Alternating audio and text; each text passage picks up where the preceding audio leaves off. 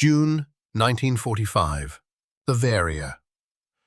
Private Danny Sullivan was hauling supply crates off the back of a truck, powdered milk in oversized tins, fresh bananas shipped from Central America. Then he heard something behind him. He turned. A boy stood 10 feet away, maybe 6 years old, skeletal, ribs pressing through a torn shirt, feet bare, face caked in dirt. The kid said nothing. He pointed at the banana crate, then at his own mouth. Sullivan looked at the boy, then past him, at the street. More children were emerging from bombed-out buildings, craping forward, watching, waiting to see what the American would do. 15 kids, maybe more, all of them staring at the food. Sullivan reached into the crate and pulled out a single banana. His sergeant spotted it, walked over, voice low. "Put it back. Sarge, look at him." "I see him. He's German. We feed our guys, not theirs." Sullivan looked at the banana in his hand, then at the boy. The kid's eyes were fixed on that yellow fruit like it was forged from gold. He'd probably never seen one before, didn't know what it was, only knew it was food. 20 American soldiers stood around that supply truck, all of them watching one private decide whether to hand a starving German child a piece of fruit. The report reached General Patton by evening. Officers were divided. Some demanded discipline, strict orders, no fraternization, no giving away supplies. Others pushed back. Quote, _3, enemy or not, Patton faced a choice. Compassion or protocol? Here is what he said. Before we continue, make sure you subscribe. The situation wasn't unique to Sullivan's unit. It was unfolding across occupied Germany. Everywhere American forces established supply depots. Everywhere food materialized, German children materialized with it. They'd been starving for months, some for years. The Nazi government had funneled everything into military rations. Civilian food networks had disintegrated. Allied bombing had gutted infrastructure. Transportation lines, storage facilities, farms, obliterated. By the time Germany surrendered in May 1945, millions of German civilians faced starvation. The children bore the worst of it. The American military had policies, clear policies. Fraternization was discouraged. Distributing supplies to German civilians was prohibited. The logic was strategic. Supplies were finite. They went to Allied forces first, to displaced persons, to liberated prisoners of war, not to the enemy population. But American soldiers weren't looking at an enemy. They were looking at children. Sullivan's sergeant was Staff Sergeant Robert Mitchell, career military, 15 years in the army. He'd fought across North Africa, Sicily, France, Germany. He'd seen dead Germans, killed some himself, lost friends fighting them. But standing in that Bavarian town square, watching a 6-year-old stare at a banana, something shifted inside him. He'd reported the incident to his lieutenant, Lieutenant James Parker. Parker pushed it up the chain within hours. It landed at division headquarters, where Paton was reviewing daily operations. The report was brief. Request for guidance on civilian food distribution, multiple incidents of soldiers sharing rations with German children. Request clarification of fraternization policy. Paton read it twice, called his chief of staff, Colonel Richard Hammond. Paton asked. Paton looked at the report again. Paton went quiet. Hammond recognized that look. The general was thinking, calculating. Not just tactical implications, moral ones. Paton said. Hammond arranged it. Within the hour, Paton was rolling toward the town where Sullivan's unit was stationed. He arrived late afternoon. The supply depot fumed with activity, trucks coming and going, soldiers loading, unloading, stacking crates. And at the edge of the square, German children, watching. Patton stepped out of the jeep, walked toward the supply area. Every soldier in sight snapped to attention the moment they saw 4 stars. Patton waved them at ease. "Continue your work." He stood there, watching. The children kept their distance, too frightened to come closer, but unwilling to leave. Just standing, just staring. Patton counted them. 23. Ages somewhere between 4 and 12. All thin, all filthy, all starving. One girl, couldn't have been older than 5, clutched a doll, threadbare, missing an arm. She held it tight against her chest, eyes locked on the soldiers moving food crates. Patton watched her, watched all of them. Then he called Lieutenant Parker over.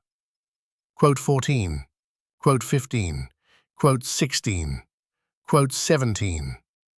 Parker hesitated. Quote 18, quote 19, quote 20. Patton turned back toward the kids, the little girl with her broken doll, the 6-year-old boy who'd pointed at the banana. A cluster of older ones, 10 or 11 maybe, positioned protectively around the smaller children.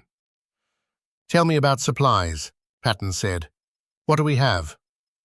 "Powdered milk, sir. Canned goods. Some fresh fruit. Bananas mostly, shipped up from supply lines. Allocated for our troops.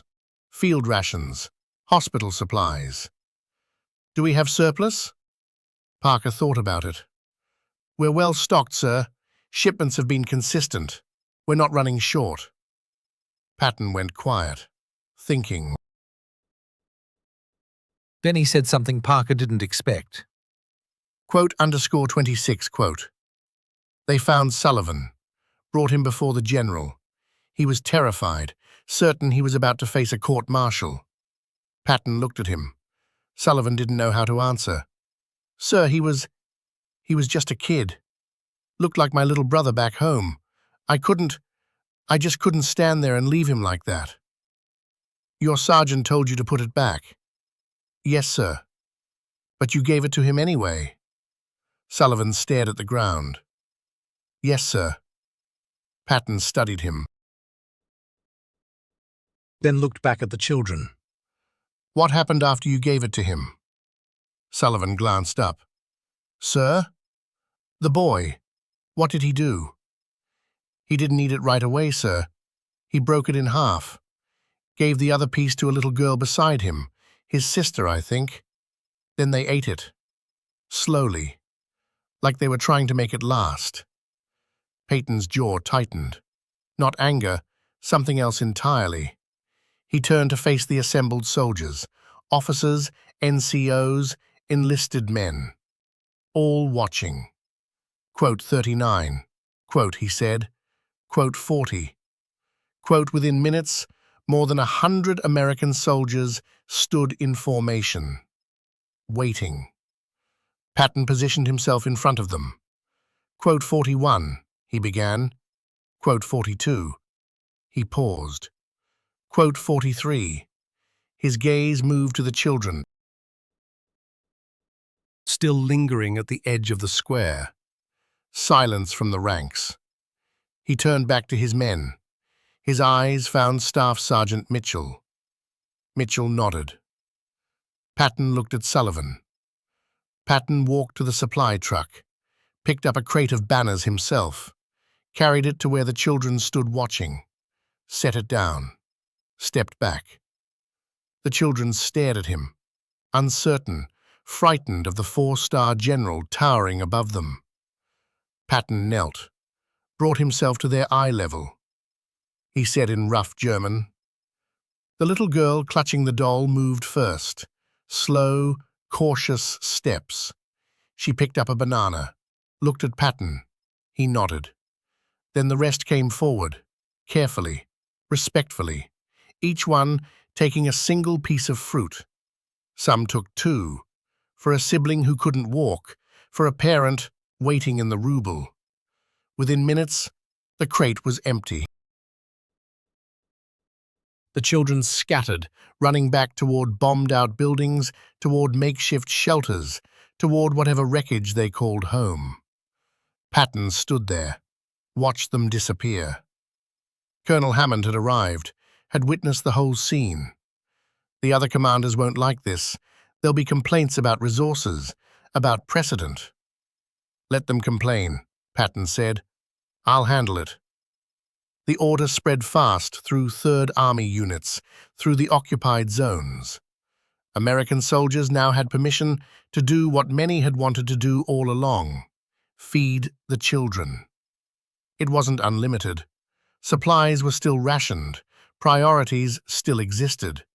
But the absolute prohibition was gone, replaced with discretion, with humanity.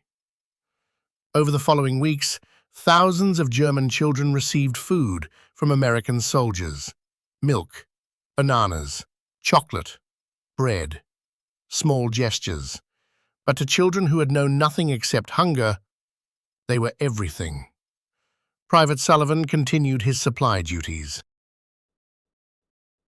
And every day, the same boy appeared, 6 years old, waiting, hoping. Sullivan began setting aside a banana, a small tin of milk powder. Not every day, but when he could. The boy's name was Franz. Sullivan learned that eventually, when Franz's mother came to thank him, broken English, tears running down her face, she didn't justify the war, didn't make excuses, just said thank you for keeping her son alive. Sullivan didn't know what to say, so he just nodded, handed her an extra tin of milk. Years later, in 1963, Sullivan received a letter from Germany, from a young man named Franz. He'd emigrated to America, was studying engineering, wanted to meet the soldier who'd given him his first banana, who'd shown him that not all Americans were conquerors, that some were simply good men. They met in Chicago. Franz was 24, healthy, strong, living a life his mother never believed he'd have. Franz said. Sullivan was embarrassed. Franz said. Sullivan asked about his mother. Franz's face fell. She died in 1951, cancer, but she lived long enough to see Germany rebuild, to see her son grow up. She never forgot you, Franz said. She talked about the American soldier with the banners, said you saved us. Sullivan shook his head. I didn't save anyone. I couldn't stand there and do nothing. Franz smiled. That's exactly what saving someone looks like. Paton's order wasn't popular with everyone.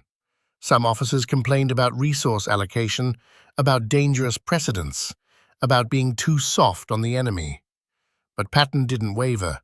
He'd made his decision, and he stood behind it.